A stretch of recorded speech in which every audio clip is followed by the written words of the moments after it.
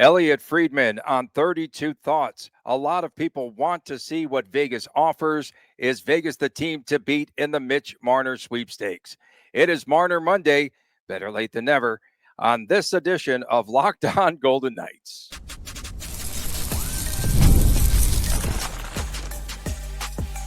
You're Locked On Golden Knights, your daily podcast on the Vegas Golden Knights, part of the Locked On Podcast Network, your team every day.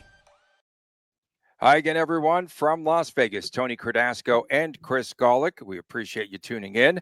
Thanks for making us your first listen every day. I am a longtime sportscaster, a marketing and event consultant, and the host of the new Believe in Vegas podcast. And Chris is the owner of Silver State Cards and Sports and collectibles editor for the Hockey News. Now, coming up ahead on this day's show, the path to signing Marner is getting easier, perhaps. Teams want to see what VGK will offer Marner. Very quick there, shifty with the headline there. And can Schmidt be the sustainable backup and VGK's preseason schedule? Just roll with us, exactly. So we are brought to you today by FanDuel, folks. Summer sports are in full swing, and whether you're all about baseball or a variety of other sports, check out FanDuel.com. We apologize. First of all, we had some technical issues here, a multitude of technical issues, and we finally got our show going here for a Monday. A lot of attention on Mitch Marner. Marner to Vegas, if you will, right now. Elliot Friedman said a lot of teams and fans are curious to see what VGK is going to offer Marner, and he is the 28-year-old free agent. Would VGK do something with a deal that is shortened? We saw that the Athletics' Pierre LeBrun, he reported that Mitch Marner now could want a 2-year contract at about to $12 to $14 million AAV. What are your thoughts? Would VGK go for the shorter term? Are they going to be able to finagle the book some to be able to sign Mitch Marner? And again, fans, like I've spoke to a few people. I was at the presser today in the groundbreaking for the A's, ran into a lot of media people. And I was just like, hey, guys, keep in mind that Jack Eichel's new extension, if he does sign one, won't go in effect until a year from now. Yeah, so this is just an example. I'm changing for those on audio. You can't see this on the video side. I'm going up and back between our two headlines. So we recorded a show last night, and then just in the last 18 hours or so, there's so many different things happening. The nature of our previous show was the path to signing Marner was getting easier because of what Tony just mentioned about the possibility of Marner looking at a lesser term, 2-3 years, $12.5, $13 million. That's easy for VGK to figure out a way to do that, especially if it's only a couple of years. You're not going to be tied down with a 36-year-old player, 6 years down the road, 7 years down the road from now. So now we look at what's happening today. It's about what teams are going to offer and who's going to come to the table. Now there's some scuttlebutt that the Stars want to get involved. Blue Jackets are allegedly going to go push $14.5 million for 7 or 8 years. So this is such a fast-moving situation. Very interesting to see. And we're a week and a half, or 8 days away from all this happening right now. So we've got Marner Monday-ish going to Marner Tuesday, I guess, next week. We'll see if that happens. Yeah, for sure. And do you feel as though I started to get a little bit of a sense if players are going to do these shorter terms? And again, for Marner, we heard, hey, there's an 8-year deal perhaps on the table. No, he only wants 7. No, it's down to 4, down to 3, down to 2. This puts a lot more pressure on the front office, and eventually it all goes downhill. Bruce Cassidy would feel a lot of pressure if you have a Mitch Marner in a 2-year window and you have to get things done. That's the pressure that every coach wants because they get fired every 2.5 years. So that's that's certainly a good pressure. And I don't think Vegas understands who Mitch Marner is. And I know there's a lot of people that are going to make comments about the playoffs and attitude and all of these things. Mitch Marner is a more polished, younger, better health, better scoring on the offensive side and assist side, a better version of Mark Stone. Mark Stone is very, very, very good hockey player. He's a very good hockey player. Mitch Marner is simply a lot better. So having two players like that are these dynamic two-way players with Mitch Marner's ability on the offensive side would be absolutely amazing. You mentioned about how is Bruce Cassidy going to balance all this and the pressure. How much pressure can you possibly have with Eichel and Mitch Marner and Mark Stone in your lineup? There's not a lot of pressure right there. Obviously, you got to spin the dials and hope everyone's healthy and everything, but Cassidy's a pretty good coach. He's got a pretty good staff around him. Cassidy is the one I'm least worried about in all of this. Any coach would kill for a similar scenario. Okay, if you are Kelly McCrimmon right now, let's say that tomorrow is the actual deadline and you're in the 11th hour and Marner's camp says 2 years. What would the offer be from VGK? Would they go and lowball this at $12.5 million per year? Do they have to get to that $13 million level? Do they have to climb higher, more towards $14 million? And we still don't have a deal and an extension for Jack Eichel. Yeah, and Jack Eichel, that's something to keep an eye on, definitely. And don't get me wrong, Jack Eichel is keeping an eye on this too right now. 2-year deal, what would that look like? So generally, if the term is shorter, the AAV is higher. So I don't understand why Marner would, knowing that there's $14 million out there from someone, whether it's Chicago or Anaheim or your Rangers, Carolina still supposedly going to make a pitch. Why would you take less for shorter term? It doesn't make sense. Why wouldn't Marner's camp say you want us for 2 years? 15.5. Like Okay. that's what I think would end up happening. Well, And but the Golden Knights don't got that. I mean, if But he Pietrangelo out of the equation, fine, but he wants to win. But he wants to win. And that I does he? think is Does he want to win, or is it about the money? We don't know. I I mean, think that's the main factor why does he want to from go to the everything Kings that then? we've The Kings are everything on that top of the we've list got. too. What have the Kings done? Nothing.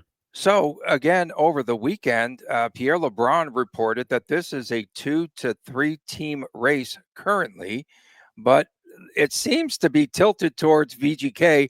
Every time we see some other news come VGK is out, the baseline right now. VGK it is the comes baseline. back to the Golden Knights. Golden Knights would have to be 2-1 front runners, I would say.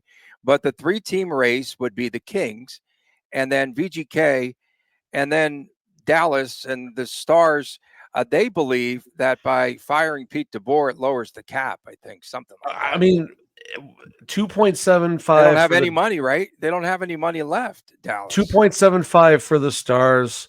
Jamie Benn, Evgeny Dodonov, Mikhail Granlund, Colin Blackwell, Brendan Smith, Cody Ceci don't have contracts, and that's $2.75 million.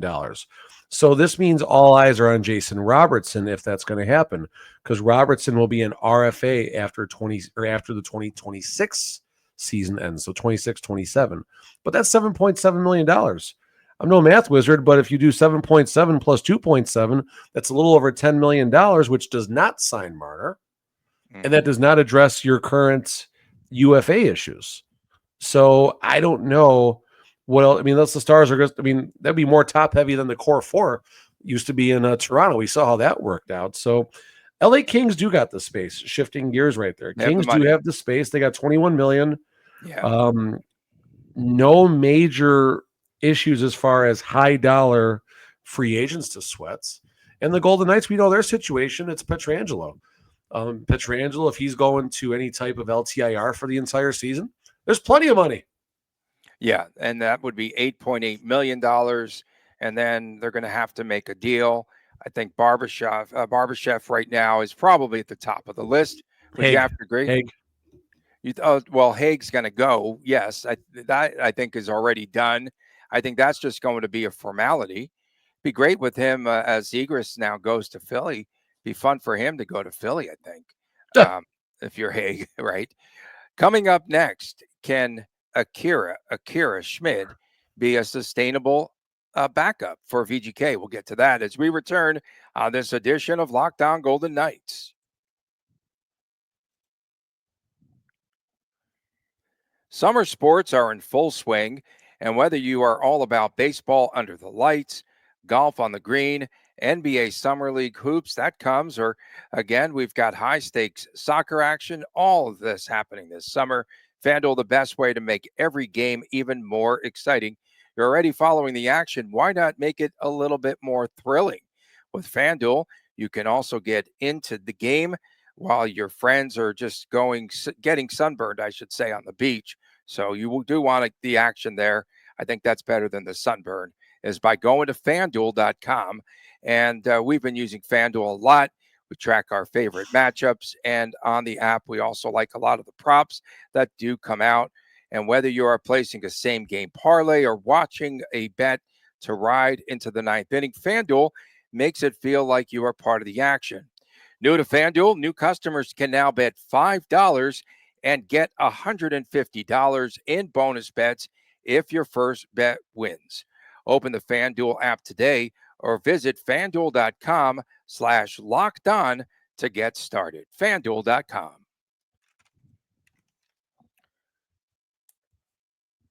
Welcome back on this edition. I was going to use some adjective, I don't know what, of Locked On Golden Knights. Tony Cardasco and Chris Golick from Las Vegas. We appreciate you making us your first listen every day. Find us wherever you get your podcast. Of course, right across from the facility, the barn right behind me, T-Mobile Arena, right across there, adjacent, where everyone used to park for free, man. That ballpark's going to be up in no time at all. So I went to the groundbreaking, and it's now reality. There, we're going to have Major League Baseball here in 2028. I always said, like, until the shovels were on the ground, I wasn't going to believe it. Same here. And now I saw there's still some hurdles from what I'm reading between the tea leaves, but no tea spot. leaves. No tea leaves, please. Not on a Monday. Never on a Monday. It's Monday and a half. So Ilya Samsonov, you believe is gone, right? You think that done deal, right? He's out the door. Yeah, I mean, it's pretty much. I think it's been mentioned. I'm assuming from Samsonov's camp that a deal's he's not going to be extended. Yeah, and I mean, if he were to try to stay here, he'd want more money, and VGK doesn't have a lot of that because they're trying to sign Mitch Marner and other players. So, is the net going to be Akira Schmid's? Yeah, I mean, from what I've been hearing, is Schmid's camp has already been told that it's going to wind up being his net as far as the backup job goes. Now, again, anything can happen. But for now, Akira Schmid's going to be the backup for the Vegas Golden Knights. And I don't know how that makes me feel. The New Jersey Devils had no issues getting rid of him rather quickly. Had a great moment in the 22-23 season where he gets 9 appearances in the playoffs, puts up a 9.22 in 18 games with the Devils. 23-24 goes 19 games with the Devils, 8.95. It wasn't as good of a team, and that's still respectable, I guess. But then he gets buried in the American League the entire season with the Silver Knights, puts up an 8.86 with a 3.58 goals against. So you're going to say the Silver Knights were a bad team. So what? I'm going to say I agree with you. And then I'm going to tell you about Carl Lindbaum, who played behind that same Silver Knights team for 36 games last season. He put up a 9.12 and a 2.65. Yeah. And when you talk about Schmid, his record, 9-18-3, too. So he wasn't actually, pulling out wins or doing anything spectacular. 18-5-2 for Lindbaum. And 18-5-2 for Lindbaum. 2.65 goals against in the AHL. Why is a 912 save percentage? And I have to ask again, why isn't this guy getting a chance? I think there will be a battle coming out of the camp. And whether it's necessarily a battle as much as it is Lindbaum turned some heads, and then the Golden Knights know that their confidence is there should they need to go to Lindbaum as the third goaltender. I think that's more what it's about. We've seen what seniority does with this team as far as for lesser players and comfort level. Cassidy, as far as young players, Dorofeev is an exception, but Dorofeev's been with the organization for a minute. Younger players really got to work hard to stay in a Bruce Cassidy lineup. I mean, look how good Korzak was, and he couldn't get a lot of reps last year unless there was injuries. You look at the lower end. Look at Brendan Brisson, for example. Like, I know that's another issue, but Brisson had every chance to crack this roster. But anytime Jonas Rondbjerg was around, he's going in over Brendan Brisson. And Rondbjerg has the experience. I don't know how older he is, but there's a lot more experience there. And he's in the top 6 for what? Denmark's national team. So there you go right there. Did I get that right? Was it Denmark? It's Denmark. Yeah. So younger players, talking about Lindbaum, he's 22 years old, 0 NHL games, played in a couple different leagues in Sweden, and then his first year in professional hockey at the American League level. Yeah.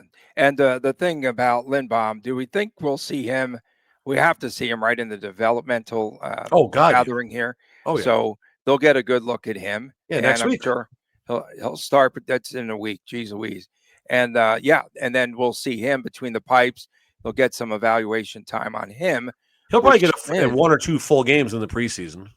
Yeah, that's pretty good, right? And then Schmid, though, so the issue we've had with Hill is we don't know. He did play 50 games, but I still have questions about his durability long term. And I really never have liked the goalie rotation. It's been a little funky there. He got to 50 games, but at times, though, they really do ride Adin Hill. And they played him what was the most we saw? Like 7 or 8 games in a row? What could you remember what his streak might have been? I don't know if he had that much this season. Maybe earlier on when Schmid got hurt early on. Or sorry, when Samsonov got hurt, like the 6th game of the season again in LA or whatever that was. So maybe there was a long streak for him in there. Right. But you have Schmid. So again, let's just say, and I think on a wing and a prayer, you're hoping that Adin Hill would get 50 starts this season. And then Schmid, he played 30 games there for Henderson this past season. And can they divide it between those two? Will we see Lindbaum getting some action on the NHL level? I hope so. But to answer the question, I would lean maybe it's a maybe. I mean, I can go out on a limb and guess that at some point Lindbaum does take that job away from Schmid because I think Lindbaum may end up being the better goalie of the two. Does that happen come November or December, or does it happen sometime in 2026? I don't know the answer to that. What's weird to me is you talked about Adin Hill and how many starts he got when Samsonov got hurt. Why did that happen? Because they don't trust Schmid. That's why it happened. Just like they didn't trust Yuri Patera. So if the Golden Knights didn't trust Schmid last year and all of a sudden he's the man this year, that must mean Lindbaum Kelly McCrimmon doesn't even know who he is probably at this point. The other guy? The other guy, exactly.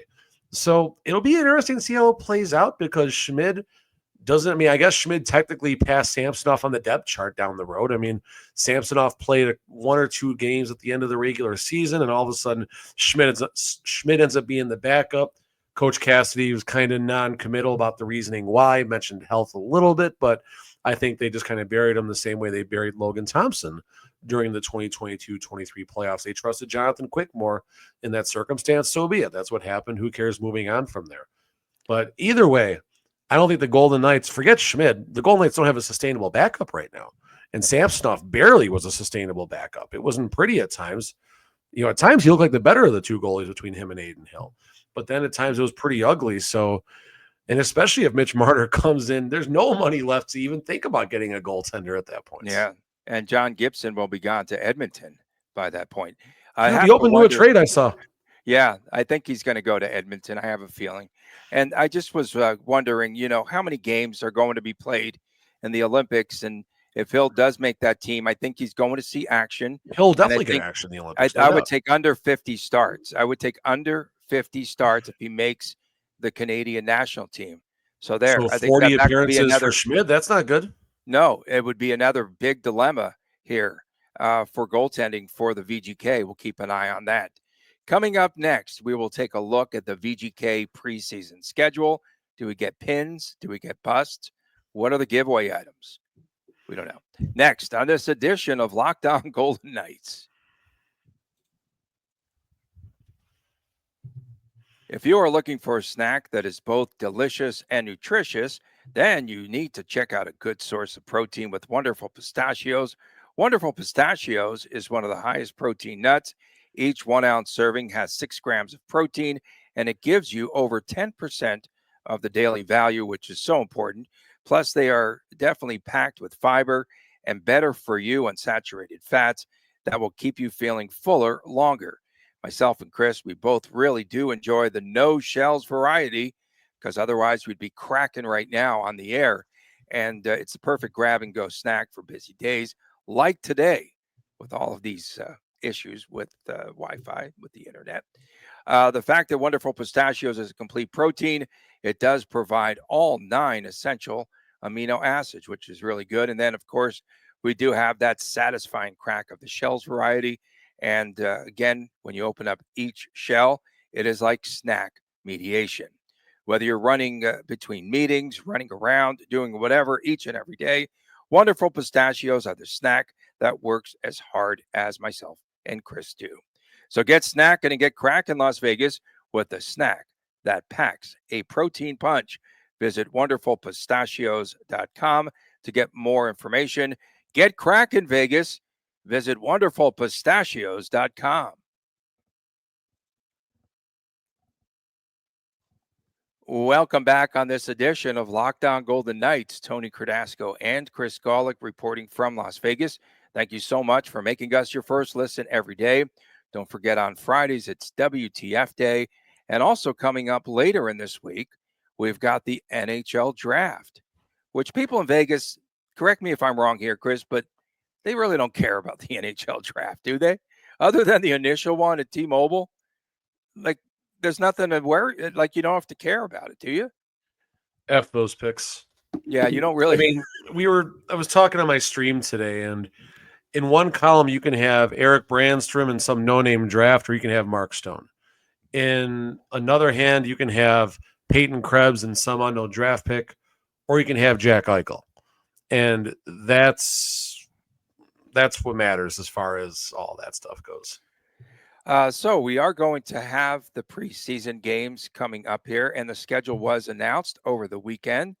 3 games against the lethal Sharks, the deadly Sharks, 2 versus the Avalanche, home and home, and the other 2 would be versus the Kings and Utah here. What I found to be really interesting is that there will be back-to-backs, right? Utah here, and then at San Jose, they actually have back-to-back games. And then Colorado, September the 25th here, and then at Colorado or vice versa, however that goes, at Colorado and then here. So back-to-back games, though, in the preseason. So we're going to go split squad, or what There's 2 back-to-backs, Utah, San Jose, and then Colorado. Colorado. Yeah, that's what I just said. Yeah. It could be a little bit of split squads. I mean, it just kind of depends on how they want to set it up. I know the league does have what they call a veteran minimum, so there has to be. How many was it? Do you remember? What? How many games? The minimum. No, the minimum. It's like 6 or 8 or something like that. It's a high number, given So you see like Keaton Colasar in the preseason, guys. The dates that kind of stick out to me, it's either going to be 10-1, 10-3, or 9/30, 10-3. Those will be the 2 dress rehearsal games where you see probably 3 of the 4 lines are your opening night, players and stuff like that. The 4th line might be your Gage Quinney and stuff. I don't know if he's with the organization even. He's still there. I don't know. I thought he might have been gone. I don't know. But I think the point being is another 10-year deal. Maybe. The point is your 4th line, each of those games are the Henderson, kind of just, mop up role types. And then your top 3 lines and at least 2 of your D pairings. It's pretty close to a dress rehearsal. That's kind of how Cassidy likes to do it. But there's also fun things to keep an eye on in the earlier games. I remember watching Brendan Brisson pretty closely, and it seemed like in the preseason he was looking good. He looked the part and everything on the defensive side. Yeah. Defensive side a little shaky, but he looked okay. And then the regular season lights came on, and that got him sent to Hartford. Yeah, for sure. And we'll see some other cases like that. And each camp, it's kind of crazy to me. And I think we've talked about this the previous 2-3 years, how fast they go into camp, the players, and they're in camp for what, 2 days? Or you better come into camp in shape. 2 or 3 days, yeah. Right. And then they play that first preseason game and they're out the door. So you have to be in shape when you come into camp for sure. And then Cassidy will work. We'll see a lot of the new system in the preseason, although he might not try to show so much of it against those opponents, although it doesn't matter what you run against the San Jose Sharks. But yeah, you just have a quick turnaround and suddenly you're playing games. A lot of teams I thought were playing 6 games and VGK's got 7. So it's funny because VGK, I think, went less before. And I know we heard Coach Cassidy talk about having that one less game. So I don't know how much influence the Golden Knights get when it comes to, if they want to play 6 or 7 games in the preseason. more money. They'll do it for more money. Well, of course, because the 4th game's a home game. So there you go, right there. So exactly. yeah, explains my uptick in my season tickets. Thanks, VGK. Can't make nothing off those preseason games. So yeah, I mean, it's fun to watch how it all kind of, takes shape and everything. And you get the camp storylines and everything. You get to see what players are making their impressions. You start off by talking about you better get to camp in shape. Keep in mind that week before, I'm guessing the camp starts around training camp itself, not the rookie camp, but the actual training camp probably starts around the 17th or 18th, and then boom, they got a game on the 21st. So hang out around City National, like around September the 10th, September the 11th, in that ballpark, because that's when they have what's called captain skates. And those are usually open to the public. It's just a day when all the players happen to get together and rent the ice out and scrimmage, basically. They'll work on drills for maybe 15, 20 minutes, and they play about 35, 40 minutes of the NHL version of beer league hockey, which is primarily offense and odd man rushes and, some hooting and hollering and some, light checking and things like that. And who knows, the boys waiting to have a beer on the bench at 10:30 in the morning. So what will the giveaway item be? Will it be a pin? They've done this that. Is going to be a poll, Tony. Put this, tell the intern, put this up. This is a great up poll. on the odds board, you think? Dragon. Give out what? Give out dragons? Yeah, the fireless breathing dragon. How to Train Your Dragon, some sort of a promotion there. There you go. Like the movie. Okay, we've seen the bust. That was, remember Cassidy when he first came in and he found out that they were doing a bust of him, like before he even started working for VGK, essentially. Hey, they knew something. He won the Stanley Cup, so good job. Yeah, VGK. That's very, very, very true. And he was so awkward there. I just remember that. Maybe T-shirts this year, hats. I don't know. It's got to be something different, small, right? That a sponsor can get their name on very comfortably. VGK ain't paying for it. So the regular season schedule, I guess, comes out July the 16th. So we still have like 3 weeks before that is out there. Perfect, because we'll have 2 weeks of free agency to digest, and it'll be getting sour by then. So perfect. There we go. And it's just going to be so interesting. I'm going to say 6 and a hook, the number of games at home VGK plays post-Olympics. We have to start setting lines on the schedule. You mean 6.5 games over the next 15 days? Or okay, if you are betting a 6-game homestand after that? Yes, 6-game homestand for sure. But of course, VGK, we know you can bet on this. If they take odds anywhere, this is a gimme. VGK will be here at home for every holiday. They're home every holiday. They really are. I want to see them go like right after, Christmas. They're, of course, the league shuts down, but right after that, be nice for them to go on that 10-game roadie. We do appreciate everyone tuning in. I know it's a little sarcastic, but we're a little late with the podcast. We appreciate everyone tuning in, especially our everydayers. Thank you so much. Of course, Friday, we will have WTF Day. Saturdays, of course, it is sometimes the Chris Times Chris Jr. show. And we appreciate our everydayers tuning in everywhere around the globe. We'll be back again tomorrow-ish. And tomorrow-ish, is that good? We'll have another show for you, of course, and throughout the course of this week. We go up until July 11th before we are supposed to scale back, but anytime news breaks, we will be there. For my man, Chris Golick, I am Tony Cardasco from Las Vegas. We'll see you again tomorrow right here on Locked On Golden Knights, and please take care.